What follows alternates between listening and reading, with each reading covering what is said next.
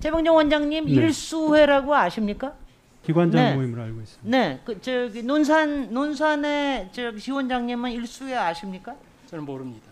제가 그 부임을 하니까 자주 참석하십니까?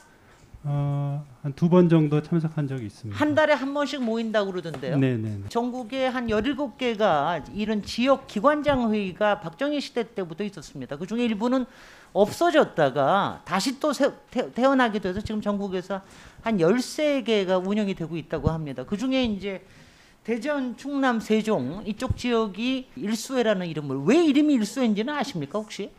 일본의 우익단체 이름입니다. 그런 거라도 좀 알고서는 참석을 하시든가 말든가 이렇게 좀 하시는 게 좋을 것 같고요. 이 지역 기관장 회의에 여러 가지 문제점들이 있어서 이것이 너무 이권 중심으로 자기네들이 서로 봐주기 때문에 이런 문제가 있어서 일부 지역에 저기 그 단체장들이나 뭐 이런 분들이 탈퇴를 하신 경우도 있습니다. 가령 예컨대 인천시의 인화회 같은 경우에는 박남춘 시장이 탈퇴를 하셨고요. 경기도의 기후회 같은 경우에도 이재명 지사 또 이화영 부지사 이렇게 해가지고 탈퇴를 해서 이런 부분에 오해를 불식시키려고 한다 이런 게 있었는데, 그래서 이렇게 지역 유지들하고 지역 기관장들하고의 어떤 모임 때문에 어떤 네트워크가 형성이 되고, 그래서 만약 무슨 일이 있을 때는 경찰에서는 수사 안 하고 또 아니면 저기 기소 의견으로 송치 안 하고, 그 다음에 검찰에서는 뭐 기소나 불구소나 하고 항소심에서 또 항소심을 하지 않거나 이런 부분도 생기고, 또 판사들은 또 그거에 합당한 뭐 이런 것들을 만들어내는 게 아닌가. 그다음에 백제 종합병원의 병원장들의 식구들하고 논산 지원장, 이건 지금 현직 지원장님은 아니십니다. 2011년 지원장님하고 몇 분이 같이 가셔서 찍은 사진입니다. 여기에 병원장이 되시는 분이 지금 법원에 그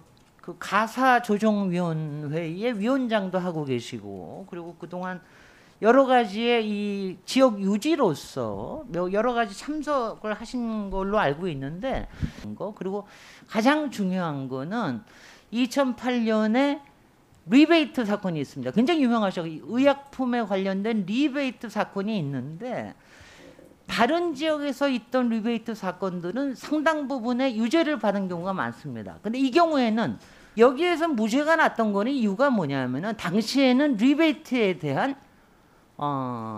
법 조항이 없었습니다. 그러니까 그때는 뭐만 있었냐면 뇌물 공여죄만 있었거든요. 그러니까 뇌물 공여죄가 있으니까 이 부분에 대해서 무죄로 사건 종결이 난 적이 있습니다. 이 2008년에 의약품 리베이트에 대해서 무죄가 난 부분에 대해서 당시에 오후에 다시 질문을 하겠습니다만, 당시에 여기에 논산지청장이 누구였는지 아십니까?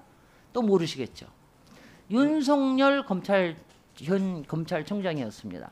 지금 윤석열 논산지청장에 대해서는 실제로 이 부분도 저기 수사가 들어갔었습니다. 근데 모든 게 이 부분에 대해서는 전부 이것도 왜냐하면 기소가 안 됐어요. 그러니까 여기에 대해서